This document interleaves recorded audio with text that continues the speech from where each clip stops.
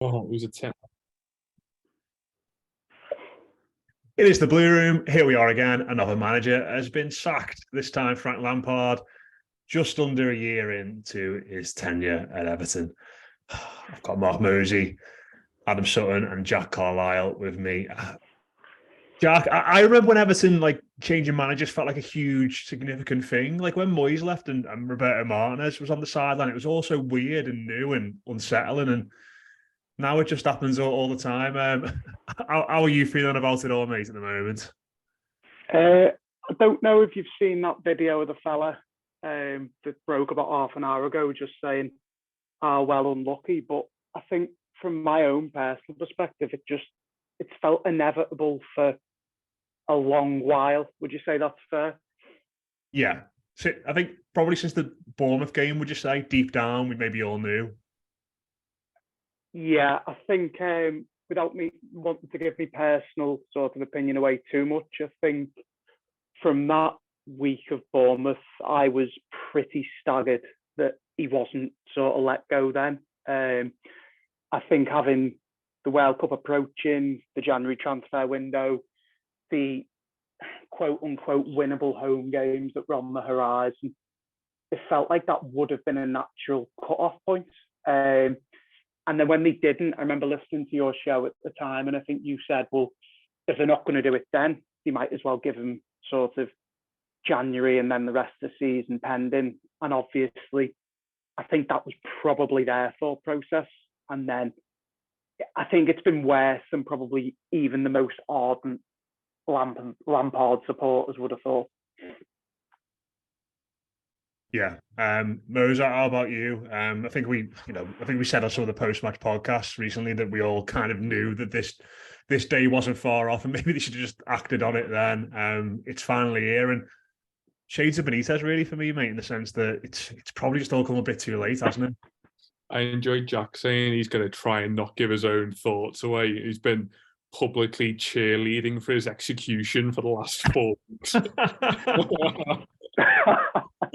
You know what? The word that everyone will use in the next week is inevitable, and unfortunately, that's what makes the whole thing just so frustrating, doesn't it? It's great in hindsight to look back at those two Bournemouth games and say that was obviously the time. And you know what? Looking back, it obviously was. I don't think too many of us were at the time saying, that is the final straw. I think half the fan base probably did look at that and think, this is only going one way. I see why Everton didn't pull the trigger quite at that moment. The break was upcoming. We wanted, we knew we had that Wolves game on Boxing Day, which a lot had been pinned on. But I think since that game in particular, it's felt as though we're just kind of hanging the fella out to dry week in, week out. And, the one thing I'm absolutely not going to do here is take all blame away from Lampard. No one listening to this needs an explanation about the bigger and wider problems that exist within Everton Football Club. But the man has a mantra to win football matches. That is his job. Regardless of what's gone before him in terms of playing staff or ownership or anything in between, he is paid to use every ounce of footballing nous he has to win football matches, be that pretty or ugly. And he simply doesn't know how to do those things. Let's very quickly get all the chat about how nice a man he is out the way. I don't care what happens to him tomorrow onwards in life. Once people have left Everton, move on immediately. That's what I hope Everton will do very, very quickly. It's all got a bit Seamus Coleman, that, hasn't it? It's like, yeah, it's ridiculous. You've got to say how nice a person they are before you start saying how poor they've been or whatever. Anyone in particular of our age of football fan, and in particular of Everton fan, who's seen us do absolutely nothing for 3 decades, is very much of the opinion now that I don't care how big a knobhead comes into this football team, as long as he makes us slightly better than what the last fella did. You'll have to really go some to get worse than the current version of Everton. With every coming day and every tweet that is released about this football club, it gets darker and darker. Rumours of changing room bust-ups, and I've lost track of how many wins in how many games we have now. It all got very Mike Walker very quickly, unfortunately. But yeah, ultimately the right decision has been made. But the timing element is just laughable. I mean, we are currently recording this podcast at a time where Frank Lampard's dismissal hasn't been officially announced. We are yet again 8 days away from the end of a transfer window. I know that people say that this feels a lot like last season. This is exactly what happened last year in terms of not giving a manager any form of time to affect any change in the window. And come March and April, when we are still in the dire situation that we are in, we will all be able to look at what were the 23rd of Jan and saying, how did it get to that point before Everton dismissed Frank Lampard? Adam, I'll come to you next, mate. We were mentioning before, and you said you've got some sympathy for Frank and the situation he's been in, but 3 wins all season. We've beaten 2 Premier League teams that aren't Crystal Palace since May. He can't really argue, can he, in the same breath? No, not at all. And somehow Moses made me feel worse than I already did then, by the way. It was like that's all I'm here for. Yeah, it was like almost like poetic how depressing that was then. And yeah, there's 2 sides to it.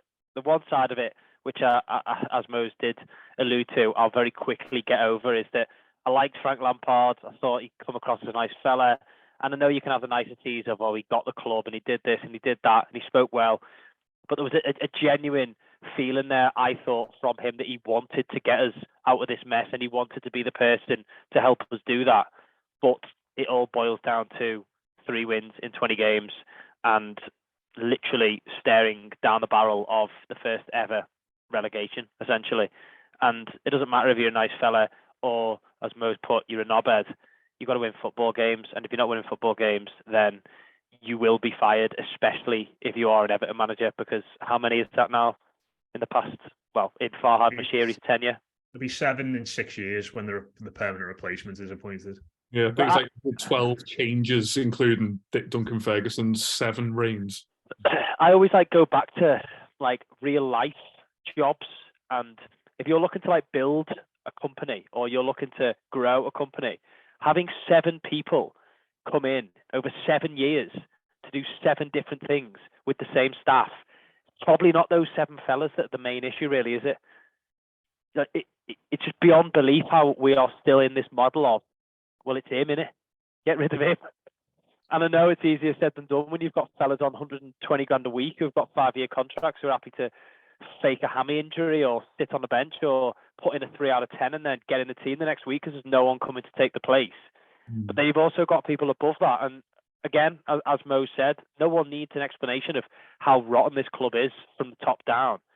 But it just always seems to fall on that one person. And granted, Frank Lampard's a nice fella. Rafa Benitez probably wasn't a nice fella to most Evertonians.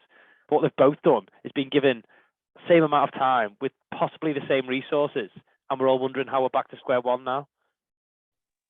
I think the only thing I would say with that is, I think for me with Lampard, I think the difference to the previous or the managers that have gone before, and it might just be a coincidence, but it seems like how nice a fella he is seems to have overridden all of the rational thought. When the previous managers, whenever they got binned, it was, why is it taking so long to bin him? And they've had better records than Lampard, that's been proven.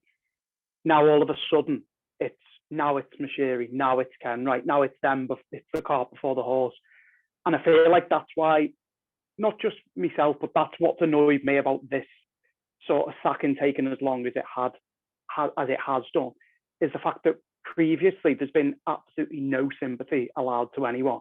And it seems like all that sympathy is garnered and it's Lampard and it's everybody else's fault now. And I'm not saying that's what's been said across the board, but it seems like there's been so much more sort of allowance given to him than any other manager before. There's a slight there's what I compare almost with Marco Silva and Frank Lampard, is that they're probably the 2 out of the past 7 that I've thought I really, really want them to do well. With Marco Silva, I know he was never almost the most charismatic fella, and he wasn't very much like a love-in with the fans, because he wasn't that way inclined, really. But at the same time, there was something about him that I really liked, whether it was a theory, whether it was the way he came across, whether it was that the signings you could see was almost saying, right, well, there's something going on here which seems to resemble a direction and a squad that he's building. But then again, it all comes down to the fact that as soon as you lose the fans in a way that they don't believe that you're going to be able to take us forward, or as soon as you lose that dressing room, you're done. Mm-hmm. And again, I agree with Jack that in a couple of weeks' time, I won't be asked if Frank Lampard was a nice fella. If we pick up a couple of points, if we win 2 out the next 3, no one's asked about Frank Lampard being a nice fella. But again, I think there is really deep-rooted issues with how the managers are treated along this period of a good start or a bad start, a good period or a bad period, and then the inevitable end. And the inevitable end always seems to come too late. It doesn't matter what manager has been within that period, whether it's 12 months or 18 months or 3 years. They always seem to have the same exact period over time where something goes well and everyone, it's great, and there is no blame on the board, or there is no backing that we need this and we need that. Then there's a bad period and it turns again back into the same issues. And then, of course, when you need to just get them gone, they sit around dilly-dallying because there's absolutely no one to come in. And we wonder, if there's no preparation for someone to come in, why we're still in this position again? Because there's no plan. They don't sit and think, right, Bournemouth, we're going to sack him at the end of January, but we're going to go and get someone who's not even unemployed. We're going to go and get someone who's doing well. If you're constantly employing people who have been sacked, there's probably a reason why they're not going to do very well with you, because they've been sacked for a reason. Someone doesn't get sacked out of a job and then go and get a better job 2 weeks later, or very rarely in this sport they do. It's just we're in this merry-go-round of dross fellas coming and managing this dross team. I think the frustrating thing about the timing is that I think the only reason he's been afforded an extra, 2.5 weeks is because Farhad Moshiri decided to go on TalkSport and publicly back a fella who we all knew he was going to sack at some point. Exactly like he did last year again. Of all the mental things that man has said on that TV channel, coming out and publicly backing Lampard at that particular time was absolute nonsense. Because I think for the last fortnight, he's probably secretly thought, I've dug myself this hole. I can't sack him quite yet because it's still quite fresh in everyone's mind how I said I wouldn't sack this man.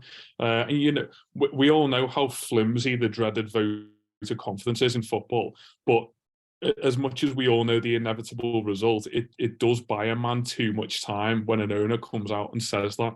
If he wasn't to have publicly come out and said that, we probably are looking at Boxing Day or at least a Southampton game as being the final straw.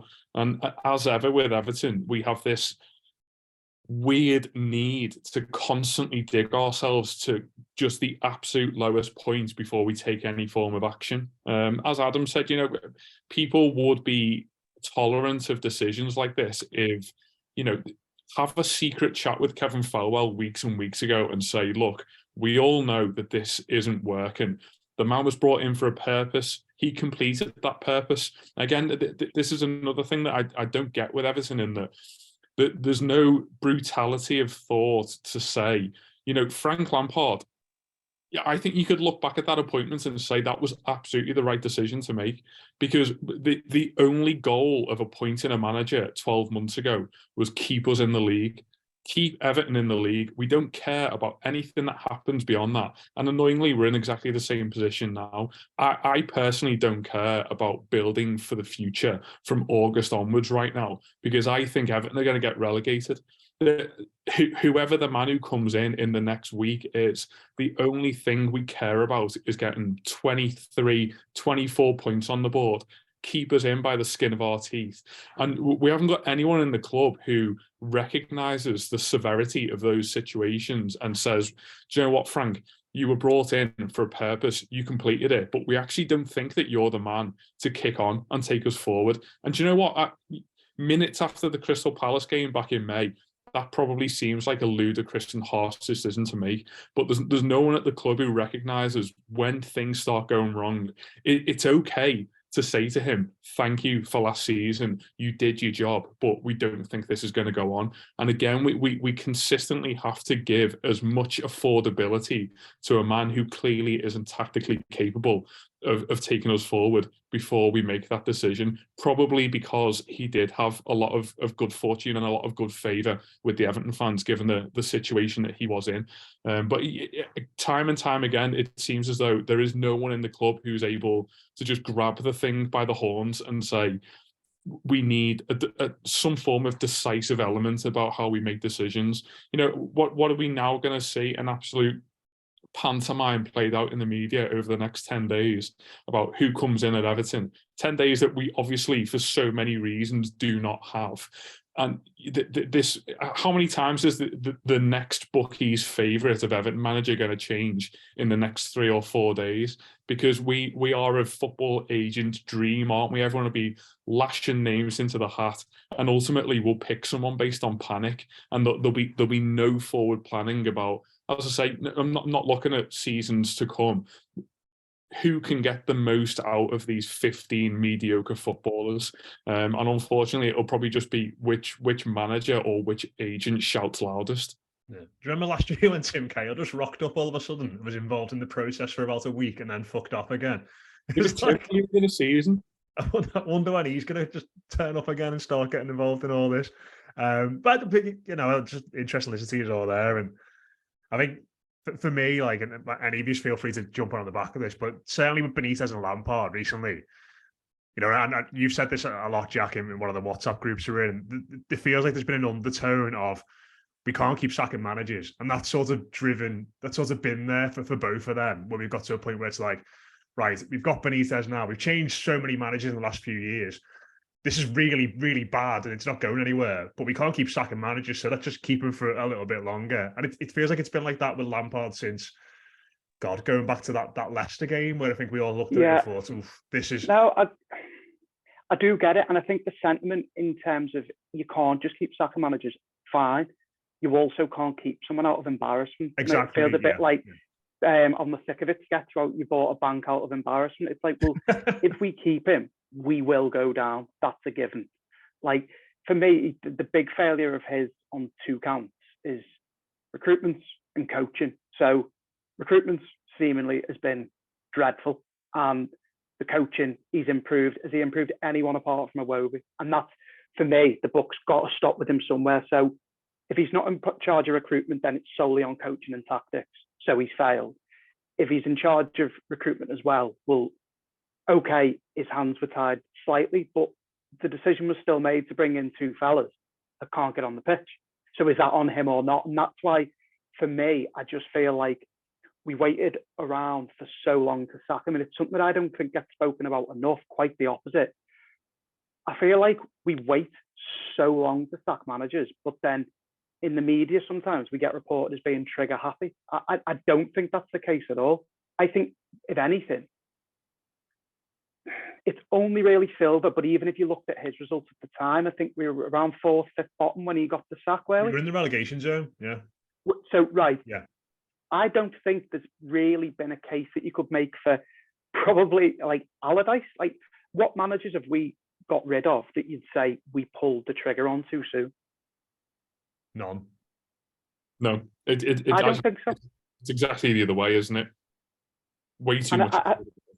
We do. I think we waste too much time across the board when, if something isn't working, just rip off the plaster and just deal with it, because more often than not, the first instinct probably going to be the right one. I think that's what we've been found wanting for, because what are we giving this new fella? When do you reckon by Friday we'll have someone in? I think you're being very kind. Maybe next Friday. That's what I'm saying. Like, so the window shuts is it Tuesday? Yeah. By the weekend, I think that might be a stretch. I reckon maybe a week today. The problem is that they don't have a clue who they're going to bring in. No. Yeah. They're literally like clueless. I reckon it's like he's almost playing Tinder Mashiri, isn't he? He starts off and he gets on Tinder and he's really picky and he's like scrolling through going, nah. And then it gets to the point where it's getting towards the end of the window and Leighton Baines has lost 3 games on the bounce, and he goes, "Fuck me, gonna have to make a decision now," and just starts swiping like mad. And anyone who matches him back, he goes, "I'll have you." We are literally playing Tinder with sacked men around the country. Well, if you've got an organisation who, the thing we're all alluding to here is that decisions are made far too late. Like, we've watched our majority shareholder this week say that he's not the one who makes decisions. These decisions are not being made in a timely manner because I honestly don't think any of them know whose call these things are. If there are people on a board level who think that they are in charge, I can guarantee there's multiple people.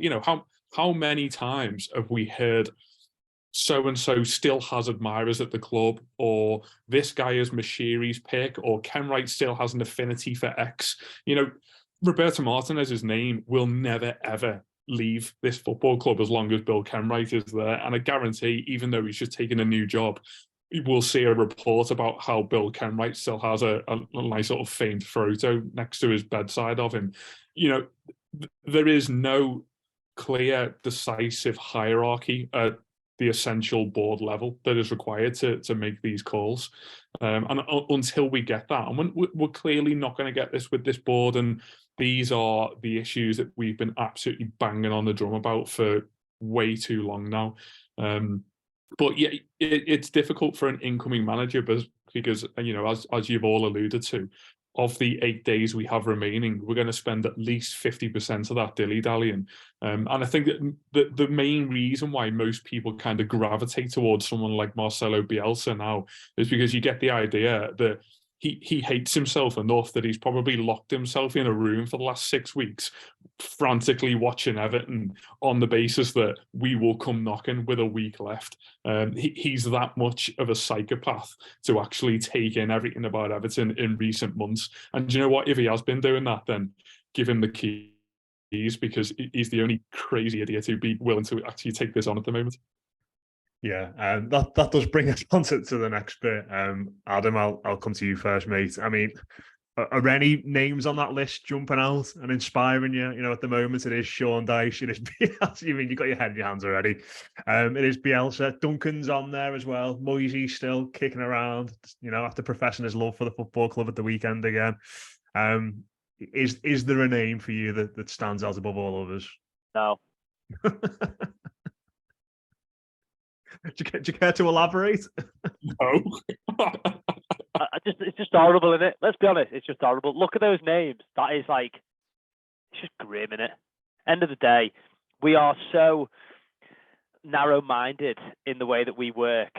It really is just, we are Stoke, we are Bolton, we are these teams that just pick 20 managers and go, right, it's got to be one of them. And as I said before, all of them are out of work. Maybe not David Moyes, but he's close to being. And I know it's hard, and I know who's had the hands tied in terms of financial issues and stuff like that. But when was the last time Everton went and got talent, when it got someone off someone else? You go and look at a team that, whether it's further afield, whether it's maybe lower down the leagues, or whether it's someone in the Premier League. And I know that Thomas Frank would absolutely laugh his head off if Kevin Selwell gave him a phone call. There is almost still, maybe I'm wrong, but I believe to be Everton as a giant in this league. We still are one of the biggest clubs and have been in terms of fan base, in terms of the stadium, in terms of honours, in terms of the way that Everton has been and always has been as football heritage. That they have to start looking outside the box. They have to start looking at people that might cost them a little bit of money to bring in, because again, to my previous point, if you keep bringing people in who are on that list, we're going to be back again here in 18 months. Do you think as well, Adam, I'll come straight back to you. Is this another reason why leaving it so late has screwed them a little bit? Because if you sack him after Bournemouth, all of a sudden the new manager looks at it and goes, well, I've got 6 weeks there and a training camp, and I've got loads of time before January to have a proper look at what we need. If you come in now, it's like, you've already got Dan Zuma, whether you like him or not, coming in by the looks of it, unless he changes his mind. You've got 2 solid games coming up. I mean, who wants Arsenal and Liverpool away as your first 2 games? You could not pick 2 worse teams to be playing. in your first two matches. Like, if you could sack him, like if you could pick a time which is the worst time to sack Frank Lampard between that final whistle at Bournemouth and going up to those two home games against Villa and Leeds, right now is the worst possible time to have done it, isn't it? It's beyond belief, isn't it? Really, it's actually, I found myself laughing. So I'm down in Birmingham for an event, and I've been on my own for about 48 hours, and I've just walked about 5 miles to the nearest supermarket to get some food. And I was walking back after he said, like, jump on at 5. I was just laughing my head off. I was doing that, like, insane laugh that you do when, like, you concede a late winner or a late goal, and you go, like, is this happening again? And I was just stood there going, like... I don't know about anyone else. Did you not think, Matt, I mean, you could probably check some of the chat. This was so predictable that this would happen. It's just hilarious, isn't it? Like, these people get paid millions of pounds a year, and we've got 4 lads sitting here who knew that this was going to happen. We knew, and we actually, more than you, that as soon as Farhad Bashiri comes out and publicly backs Lampard, you could probably just throw your money on him sacking him, because he's mad. He's playing a game of Football Manager with us, and he is having the worst season possible. Did anyone here think after that Bournemouth week that this wasn't going to happen? As in, not would he have got sacked after that, but did you not think this was how it was always going to end up in your heart of hearts, do you think? Or do you think there was any chance that they come back after the 6 weeks, they'd had them on the training ground, they tried a new way of playing, got the different formation, different like tactics, whatever, they win a couple of games? Or did you think this was as inevitable as I did? I mean, the way he was portrayed, it was like a bit of Australian sun was going to turn Anthony Gordon into Ronaldinho, and everything was going to be fine again. You know, that's the way it sort of was played out, wasn't it? But I think it's mad though, isn't it? Because like if we played Wolves straight after Bournemouth and we'd lost in the exact same way, he would have gone straight away, wouldn't he? But because we had that break, it was like, well, you can't just sack him after one game after this break when he's had all this time to work with the players. So bias, isn't it? It's because we'd had that 6 weeks off. People forgot how bad getting walloped by Bournemouth by a fella on work experience twice in a week with two completely different teams, and he was trying to make a big point, and we got whacked twice. And it's like, they obviously at the time, I don't know whether they thought he's still a man to turn it round, whether the board were up in arms about which way to go, but it felt like at that point he was still backing him for some reason, but I don't know what it was. Maybe they just thought the 6 weeks will, like the Men in Black thing, everyone will just forget like everything that's gone before. Probably it really served him well, the upcoming World Cup, in terms of, I think a lot of people were just totally distracted by the whole interruption of the season, where they thought, you know what, we've been beaten twice by Bournemouth, but that World Cup's going to be mad, isn't it? And you know, it honestly just kind of went over everyone's head how bad it was to be, you know, not just beaten. We were comfortably whacked a couple of times by a really, really poor side. You know, they're the only 2 games they've won, isn't it? In like 15 or something mad like that. I'm sick of seeing that kind of, you know, 8 consecutive red blocks with an L on, and then a team plays Everton, and yet they get their inevitable green tick.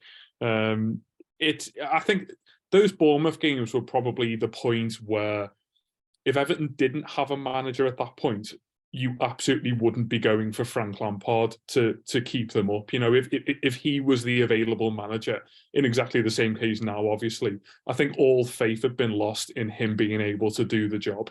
And quite honestly, if you wouldn't appoint a manager as your new manager, then you shouldn't just be retaining him just because he's already there.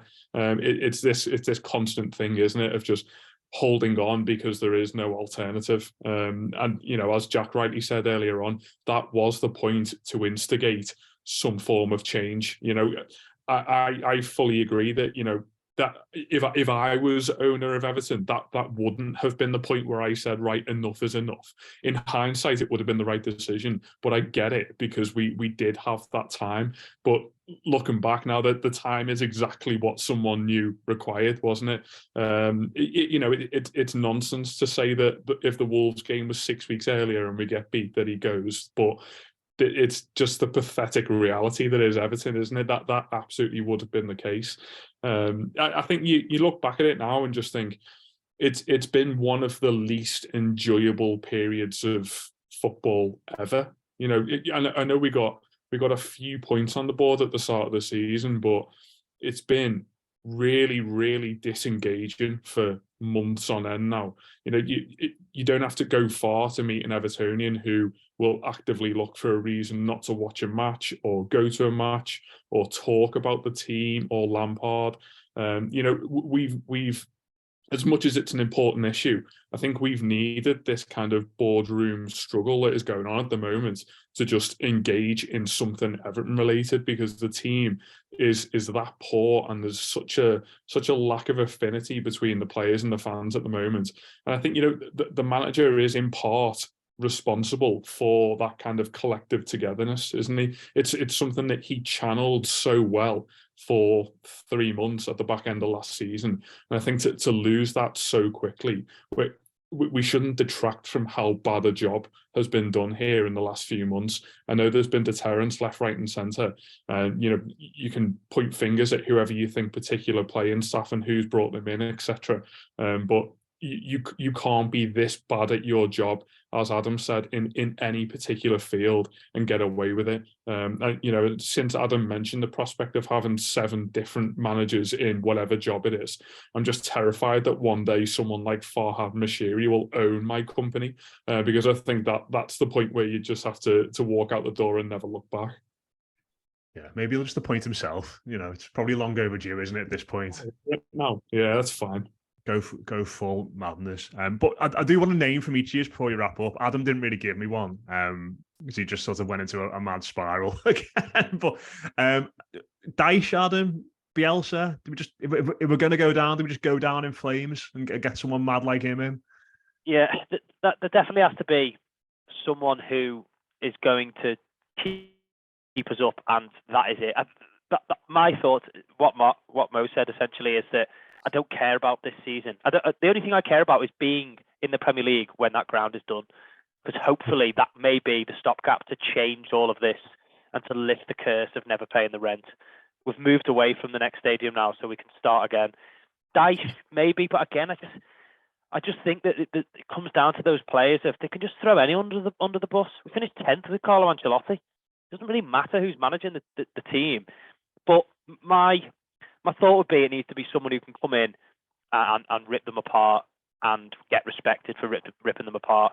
Can't have Mr. Nice Guy anymore. It needs to be someone who's going to get results and get results very quickly. So, as I say, I'd like someone who is already who is doing really well at their job, and you can almost bring them in and the players go, actually, I've got a bit of trust here because this fella's been doubted as some good talent. Someone who's unemployed at the moment, I don't know. I really couldn't name it. It's embarrassing. Jack, what about you, mate? Yeah, so I think you probably know where I am with it. I think, personally now, I don't think we're going to be getting anybody that's already with a club. I think it's much more imminent than that. And I think we're going to waste enough time in the next probably 7 to 10 days. I don't think Moyes is going to leave West Ham before the end of the window either. So I think from that, you're probably looking at people without a club. I can't see them looking at Gallardo, Marcelino. I don't think they're going to go down that route. So for me, you need to go for someone with the track record of getting more out of poor squad. So that's why I'd be more than happy with Dyche. Nose. John Terry's 40-1. He'd be proper stabbing his mate in the back then, though, wouldn't he? As I scroll down what feels like, I feel like I've just unlocked my phone and 2019 has come up, because all the names that we've seen constantly Stubbs on it. On this kind of merry-go-round is just mental. Is Malky Mackay on there? Yeah. Remember, he was in the running to replace Moyes for a bit. Every single year, yeah. I probably would side with Bielsa because I'm just ready to have fun with this. It would be mental. I absolutely have no idea whether it would work, but we've got 15 points after 20 games. There is no manager out there that you point at and say we've got a great chance of staying up if we appoint him, because we are obviously that bad at the moment that the stark reality of the situation could be that there is no one out there who can save us. At least let's have a little bit of fun with it. is he's the bucket list holiday to a terminal football club, which is Everton. You know, if we are really going to go down and we're going to go down in flames, let's just all have a great time doing it. You know, annoyingly, the style of football that we've seen him try and bring here, you know, high intensity, high press, just generally a little bit chaotic. I fear that he might see off a few of our players. That there are genuinely footballers at Everton who imagine Yerry Mina. They just couldn't cope. They could not cope with the intensity. They wouldn't even get to the Arsenal game. I know you're worried about that. It's the first Friday in training I'm worried about, where he's legging them round Finch Farm, and half of them would be on their arse after 5 minutes, because we are simply not at that level. You know, all of the things and all of the kind of buzzwords which he brings with him in that tenacity and that intensity.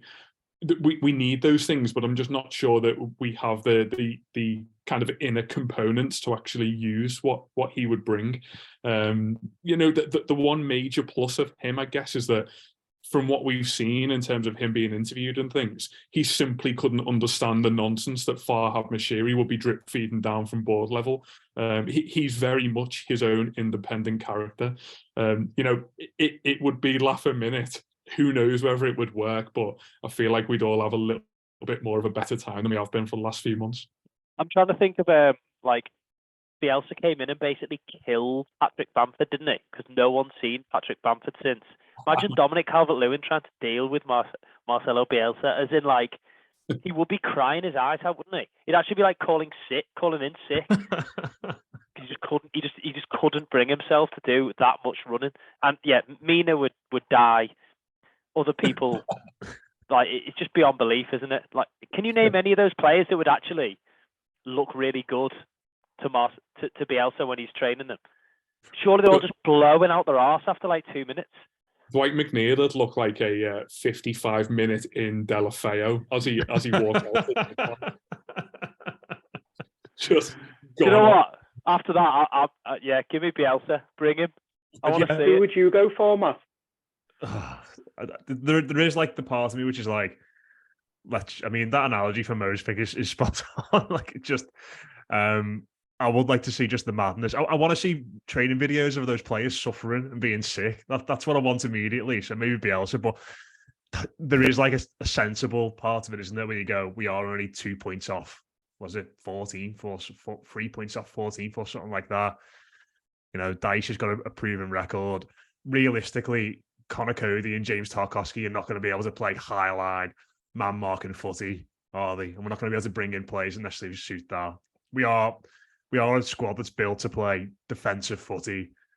So if you're being sensible, it would probably be Dyche, but you know, I'll be up for Bielsa as well. It's just like you've all said, it's like I think anyway, regardless of how badly or how well it's going, you should always have a list of managers you think, right, if Lampard's doing really well and like Chelsea or England come for him, here's who we're going to go and get next. Yeah. And if he's doing really badly, it's like, right, this, like after Bournemouth should be right, this is who we're going to go for now in January if things are going terribly. But it's like, it's almost like today they've gone, right, let's sack him, and now let's start thinking about who we're going to get in to replace him. Not, you know, it's like the club can't do 2 or 3 footballing functions at once. I wouldn't have a single clue. If you give me a quiz to put on, I would not have a clue which way it's going to go, because the briefings last night were not looking at Dyche, and obviously it can change very quickly, but I have got no idea who they're going to go for. Absolutely zero. Because I think every time before, even the memorings were a little bit more telegraphed. Even when it was Pereira or Lampard, the Benitez stuff was come out of nowhere, but then it was rumoured for a while before it happened. I think with this one, I've got absolutely no idea who it's going to go to, because I don't know who's picking it either. Well, do you know what? You've absolutely hit the nail on the head there. I was going to say the identity of who picks the manager is arguably more important than the manager that comes in here. Because if we go down another route of Marcel Brands having his toes stepped on and not having the footballing input that he should have had and that Kevin Felwell should have, then we resign ourselves to another 3 or 4 years of this ridiculous board level struggle where we actually not only don't make progress, but consistently fall back. The only thing that matters here is that Kevin Farwell picks whatever manager he wants. Like or loathe the guy, or, think he's responsible for whatever footballer you love or hate. It is essential, if we are going to go down this model of having a director of football, that the sole reliance of picking a manager is on him, because ultimately the idea from what I was sold a few years ago is that stylistically Everton will carry on regardless of who is there, whether a manager performs particularly badly for 6 months, or, as Matt said, someone comes along and plucks someone off us. And I think you're absolutely right, Matt, in that at any resting moment, there should be a list, not only for managers, but for every single position on the pitch, to contribute for some form of disaster mode, in terms of, what if someone comes in for Leighton Baines, as it was years ago? There should always be a plan for losing someone in the football club. And I think the reality at the moment is that there simply hasn't been, whether it's because of off-field distractions or anything that's been going on the pitch, there has clearly been no discussions about who takes over as Everton manager until about 12 hours ago, which is just very typical of a football club that has no idea of the direction it wants to go in. The most worrying thing for me is that I agree that if it is Selwell, then it has to be him and him alone. The worrying thing for me is that you can just imagine that boardroom that they've rented out somewhere, and they're all sat around the table, and some fella walks in and he's like really tactically astute, and he's got plans of how we're going to make us better and do this, and this is the direction I want to take it in. And Selwell's nodding away, and Mashiri is just looking around the room, and then he thinks back to Steve Walsh and goes, the last time I gave the director of football any amount of power, he literally wasted £500 million of my own money. And then he turned around to Bill Kenwright. Bill Kenwright's looking at David Moyes or Roberto Martinez, and he goes like, don't go with this fella, this tactical guy.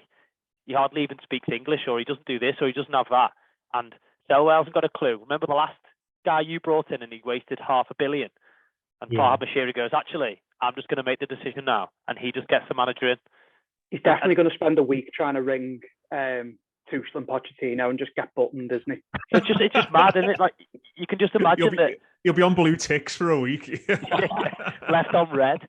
It genuinely is like crazy to think, and I know that is tongue in cheek almost, but it could really be true, couldn't it? You have this fella, Selwell, come in with his 120-point plan, and after the second point, Mashiri just goes, "Nah, I'm just going to give Mourinho a bell, I was going to say, I could fully imagine this kind of like boardroom meeting situation, and Usmanov just bursts in with Bielsa in a headlock and says, I've got you, man. Mashiri's just like that gif, isn't it, with the monkey playing the cymbals in his head? Like, that's what's going on while Felwell's going down his list. He just definitely sits there and nodding, and goes, yeah, could do. Or, why don't we bring this fella in? That Eurabchin's just like in his ear going like, chat shit, this fella, chat's absolute shit. And he's going like, yeah. If we sign El Ghazi on transfer deadline day, I swear I'm done. I wondered if Rafa would come back. Oh, God, don't. Steven Gerrard would be the next rekindling of that situation, wouldn't it? So Carragher was 100-1. I mean, just... Oh, amazing. But the one name which is terrifyingly high up the list, which I think all would see us off, is Hassan Hootel. Can't have a fella who's wears a Gila as a manager. Sorry. I mean, it's a great point, but you're ruling out Scott Parker there as well, so be careful what you wish for. And Les Roberts. One fella should not wear 14 jackets. Absolutely not. Oh, God. We'll leave it there anyway. Nice to end laughing at what is a very troubling, disastrous time for the football club. But cheers to Adam, Jack, and Mose. Dave is also doing a podcast later, I think, with Mick Greenall and Peter Mack. So look out for that as well. And we'll have loads coming up over the next few days. Who knows what's going to happen with Everton next? When is Tim Cahill going to rock up to sort all this out again? Who's going to Farhad Mashiri's judges' houses like Dunk, Pereira and Lampard did last year? We'll wait and see. But we'll be here to cover it. Keep the faith up the toppies. We'll speak to you soon.